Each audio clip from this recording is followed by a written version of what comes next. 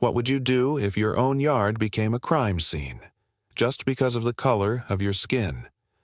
One man found out the hard way when his neighbor called the cops on him, but what happened next left her speechless.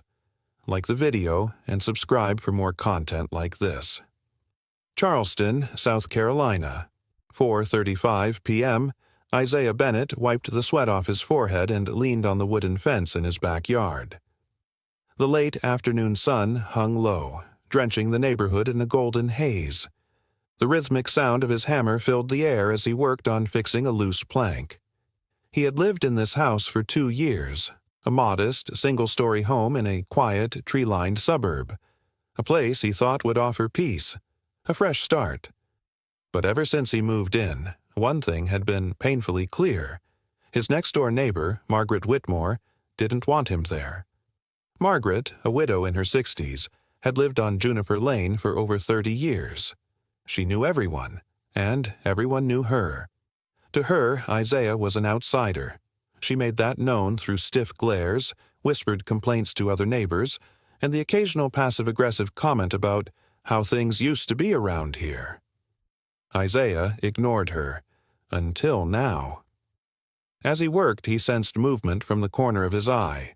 When he turned, there she was, standing on her porch, phone pressed to her ear, eyes locked onto him like a hawk. His stomach tightened. He'd seen this before. She was calling the cops. 10 minutes later, a patrol car rolled onto the street, its presence disrupting the quiet hum of the neighborhood. 2 officers stepped out. One was young, maybe mid-20s, with a nervous energy about him. The other was older, heavier, and walked with the air of someone who had done this 100 times. Isaiah put his hands on his hips, exhaling sharply. "Here we go." The older officer approached first. "Sir, we got a call about a suspicious person on this property. Can you confirm that you live here?" Isaiah clenched his jaw. "Yeah, it's my house. My name is Isaiah Bennett. Do you need to see my ID?" Margaret was still on her porch, arms crossed, watching with pursed lips. The younger officer cleared his throat. "Ma'am, is this the man you called about?" Margaret's expression didn't waver. "Yes. I saw him messing with the fence. I didn't know if he was trying to break in." Isaiah let out a humorless chuckle. "Break into my own yard?" The older officer turned back to Margaret. "Ma'am, did you recognize him before calling?" Margaret huffed. "I've seen him around, but I wasn't sure." Isaiah felt his pulse quicken. "You weren't sure? We've been neighbors for 2 years." Margaret didn't respond. The officers exchanged a glance. The younger one looked uncomfortable, shifting on his feet. The older officer sighed. "Sir, do you have proof of residence?" Isaiah exhaled through his nose. "Yeah, inside." As he turned to walk toward his back door, the younger officer's hand tensed near his holster, and that's when things took a turn. 4:47 p.m. Isaiah caught the movement, the way the younger officer's fingers inched toward his holster. It was subtle, almost instinctual, but he saw it, felt it. A warning flashed in Isaiah's mind. Move slow, keep your hands visible, stay calm. He raised both hands slightly, turning back toward the officers. "Look, I'm just going to walk inside and grab my ID, all right?" His voice was even, controlled. The older officer, sensing the tension, held up a hand to his partner. "Relax, Jenkins." Then, to Isaiah, "Go ahead, but keep your hands where we can see him." Isaiah moved deliberately, opening the screen door and stepping into his house. His heart pounded in his chest as he walked to the kitchen counter where his wallet sat. He grabbed it and returned outside, making sure to announce himself before stepping back onto the porch. "Here," he said, holding out his driver's license and a utility bill. The older officer took the documents, glanced at them, then gave a slow nod. "All right, Mr. Bennett, everything checks out." He handed them back. "Sorry for the trouble." Isaiah exhaled, a tight, simmering anger growing in his chest. Sorry for the trouble. That was it. Margaret, still standing on her porch, folded her arms. "I was just looking out for the neighborhood." Isaiah turned toward her, his jaw tightening. "You knew exactly who I was." Margaret's lips thinned. "I didn't know what you were doing. You looked suspicious." Isaiah let out a bitter laugh. "Suspicious? Because I was fixing my fence?" The younger officer shifted uncomfortably, as if suddenly realizing the situation for what it was. But the older officer was already moving toward the patrol car. "Have a good day, sir." Isaiah didn't move as they pulled away. His hands were still clenched at his sides. The air was thick with unspoken words, the weight of what had just happened pressing down on him. Margaret turned as if to retreat into her house, but then Isaiah spoke. "Next time, Margaret," he said, voice low but firm. "Why don't you just ask me instead of calling the cops?" She hesitated but didn't reply. Instead, she disappeared inside, letting the door slam shut behind her. 5 hours later, 9:30 p.m. Isaiah couldn't sleep. He sat on his couch, staring at the darkened TV screen, replaying the afternoon over and over. He should have said more, should have pushed back, but then again, what good would it have done? His phone buzzed on the coffee table, a text from his friend Marcus. "Man, I just saw the video. You okay?" Isaiah frowned. "What video?" He clicked the link. The screen loaded, and his stomach dropped. It was him, standing in his own yard, the cops questioning him, Margaret watching.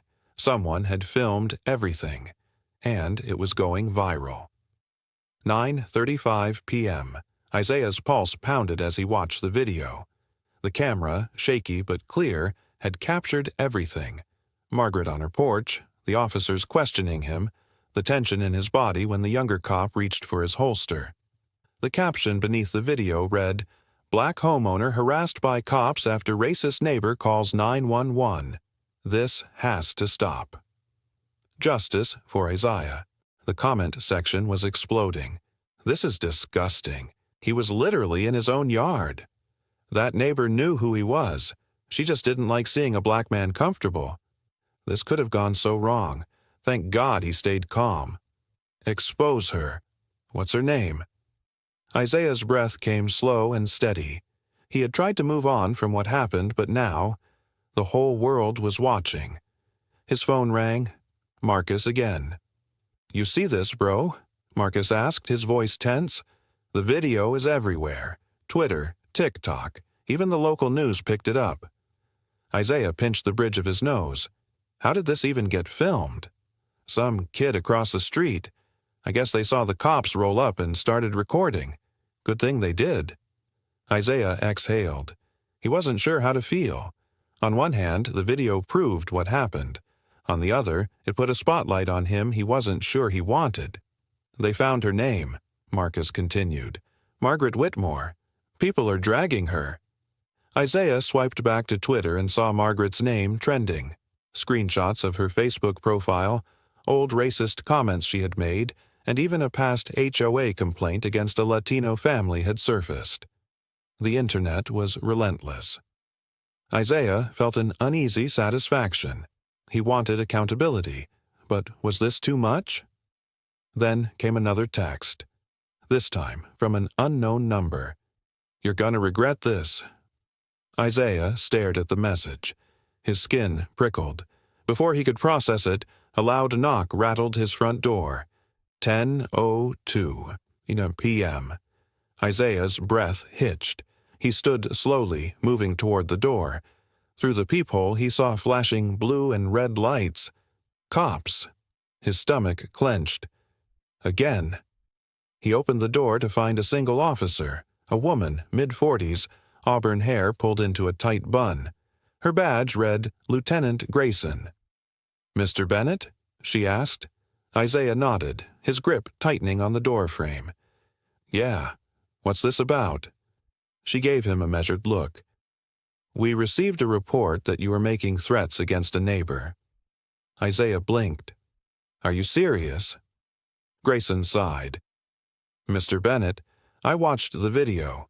I know what really happened, but my hands are tied. I have to respond to the call." Isaiah clenched his jaw. Margaret was retaliating. Grayson lowered her voice. Off the record, I'd be careful. The internet might be on your side, but some people around here aren't. Isaiah's hands curled into fists. This wasn't over. 10:07 p.m. Isaiah stared at Lieutenant Grayson, his mind racing. So, let me get this straight, he said, his voice tight. Margaret called the cops on me twice in one day. First, for existing in my own yard. Now, for making threats I never made? Grayson sighed. I know it sounds ridiculous, but the system works how it works. She shifted on her feet. Look, I'm not here to arrest you. I just need to document that I came by. Officially, no action is being taken. Isaiah scoffed. Yet here you are, at my door, again. Grayson gave him a long look. Listen, she said, her voice lowering. The internet moves fast. You've seen what's happening online. It's turning into a firestorm, and people around here don't like their dirty laundry aired. Isaiah's stomach turned. Are you saying I should take the video down? Grayson hesitated. I'm saying, be careful. The message was clear. Margaret wasn't just embarrassed, she was scared, and scared people did reckless things. Good night, Mr. Bennett. Grayson tipped her head, then walked back to her patrol car. The red and blue lights flickered against Isaiah's house as she pulled away, leaving him standing in the doorway. His phone buzzed again. Another text from Marcus. Bro, check Twitter. Now. Isaiah exhaled sharply and opened the app. His stomach dropped. Margaret's house was doxed. Her address, phone number, even pictures of her front yard, plastered all over social media. People were calling her, leaving voicemails, sending threats. Isaiah's fingers hovered over the screen, a sick feeling curling in his gut. He didn't want this. He wanted accountability, not revenge. But it was too late. The internet had decided. 2 weeks later, the once quiet neighborhood of Juniper Lane had turned into a spectacle. News vans parked along the street. Protesters showed up, some demanding justice for Isaiah, others defending Margaret. Margaret had vanished. Her house sat dark and empty. Rumors spread that she had moved out, unable to handle the backlash. Isaiah wished he could say he felt relieved. Instead, he felt exhausted. One evening, as he sat on his porch, Marcus pulled up in his car, stepping out with a grim expression. You all right? Marcus asked. Isaiah exhaled, rubbing his hands together. I don't know, man. Marcus sat beside him. Listen, I get it. You didn't ask for all this, but you can't blame yourself for people holding her accountable. Isaiah shook his head. I didn't want it to get this far. Marcus was quiet for a moment. Then he said, That's the thing about truth, bro. Once it's out there, you can't control what happens next. Isaiah looked out at the street, where cameras still flashed and voices still carried in the wind. The world had changed, and so had he. 3 weeks later, the media frenzy had died down, but the damage was done. Margaret Whitmore's house remained empty, a for sale sign planted in the yard. Some said she'd gone to live with her sister in another state. Others claimed she was staying in a motel, too afraid to return. Isaiah didn't know what to believe. And honestly, he didn't care. He just wanted his life back. The viral video had changed everything. His face was now recognizable. At the grocery store, at the barber shop, even at work. Some people greeted him with respect, nodding like he was some kind of hero. Others, not so much. Hate mail started showing up in his mailbox. Handwritten notes with ugly words. He ignored most of them, but one stuck with him. You think you won, but this isn't over. The words crawled under his skin. That night, Isaiah sat at his kitchen table staring at the note. Marcus had told him to brush it off. Internet trolls are one thing, but real life? People are cowards. They won't actually do anything. Maybe Marcus was right, but Isaiah couldn't shake the feeling that someone out there wanted him to suffer. 5 months later, life had settled into something resembling normalcy. The protests were gone. The news had moved on. A new family had bought Margaret's house, a young black couple with 2 kids.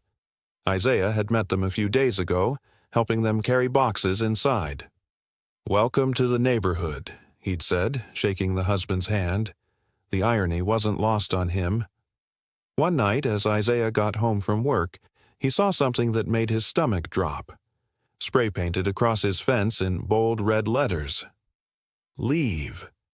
His pulse pounded in his ears. He looked around, scanning the street. No one in sight. But someone had been here. Someone had done this while he was gone. Isaiah clenched his fists, his mind racing. This wasn't over. Not by a long shot. The next morning, Isaiah stood outside with a bucket of soapy water and a brush, scrubbing at the hateful message. He refused to let this stain his home. A car slowed in front of his house. He didn't recognize it. Dark SUV, tinted windows. It lingered for a few seconds, then rolled away. His gut told him it wasn't a coincidence. That afternoon, he filed a police report. The officer who took his statement nodded along, jotting notes on a clipboard. But Isaiah could see it in his eyes. Nothing would come of this. So he did what Margaret once did to him. He installed cameras. Front yard, backyard, porch. Every inch of his property covered. If someone tried this again, they wouldn't get away with it. Because Isaiah Bennett wasn't going anywhere. Not now, not ever. 1 week later, 2:42 a.m., Isaiah woke with a start. Something wasn't right. He lay still in bed, listening. At first, all he could hear was the steady hum of the ceiling fan. Then, a noise, a soft shuffling outside. His heart pounded as he slid out of bed and moved toward the window. Pushing the curtain aside just an inch, he peered into the darkness. A figure stood near his fence. Isaiah's breath caught. The person was dressed in dark clothing, their face obscured by a hoodie. They were looking at his house. They were watching. Then they stepped forward, straight toward his front door. Isaiah didn't think. He moved. Quiet but fast, he grabbed his phone and pulled up the security camera feed. The grainy, black-and-white footage showed the intruder walking up his driveway. His mind raced. Do I call the cops? Do I confront them? Before he could decide, the person reached into their pocket and pulled out a can of spray paint. Isaiah exhaled sharply, anger boiling in his chest. Not again. He wasn't going to let this happen. 2:44 a.m. Isaiah flung open the front door. "Hey!" His voice cut through the night like a gunshot. The figure jerked back, startled, the spray can falling from their hand and clattering onto the porch. They spun around, ready to run. But then Isaiah got a good look at their face. His stomach dropped. It was a kid. Couldn't have been older than 17. Skinny, pale, wide-eyed with fear. He stumbled back, hands half raised. I wasn't going to do nothing, man." Isaiah's jaw clenched. "You were about to vandalize my house." The kid hesitated, then muttered, "She paid me." Isaiah's blood ran cold. "What?" The kid swallowed hard. "The lady who used to live here. Margaret. She found me online. Offered me $200 to—" He motioned to the spray can. Isaiah's hands curled into fists. So Margaret hadn't disappeared. She was still watching, still trying to make his life hell. The kid shifted on his feet, eyes darting toward the street like he was about to bolt. Isaiah took a breath, forcing himself to stay calm. "Get out of here," he said finally, "and don't ever come back." The kid didn't need to be told twice. He took off running down the street, disappearing into the night. Isaiah stood on his porch, heart hammering, fists shaking. Margaret Whitmore had made a mistake. She thought she could strike from the shadows. But now? Now Isaiah knew she was still out there, and he wasn't going to let her win. The next morning, 7:15 a.m., Isaiah barely slept. By sunrise, he was still sitting on the porch, watching the street, replaying the night's events in his head. The kid's words haunted him. She paid me. Margaret was still pulling the strings, still trying to make him feel unsafe in his own home. Isaiah clenched his jaw. Enough. He wasn't just going to sit back and take it. He picked up his phone and dialed Marcus. It rang twice before Marcus answered, his voice groggy. Man, you better have a good reason for calling this early. Isaiah got straight to the point. Margaret's still messing with me. Silence. Then, fully awake now, Marcus said, What happened? Isaiah explained how he'd caught the kid, how the security cameras had recorded everything, and how Margaret was behind it all. Marcus let out a low whistle. Damn. You got proof? Isaiah exhaled. Not enough. I have footage of the kid sneaking up to my house, but no direct link to Margaret. No texts, no money trail. He paused. Yet. A beat of silence. Then Marcus said, You're thinking of going after her, aren't you? Isaiah didn't answer right away. He wasn't sure what going after her even meant. But one thing was clear. He wasn't going to let Margaret get away with this. She wants to play dirty? He muttered. Fine, let's see how she likes it. 3 days later, 6:45 p.m., Isaiah parked down the street from the address Marcus had found. It was a small rental home, the paint peeling from the siding, the lawn overgrown.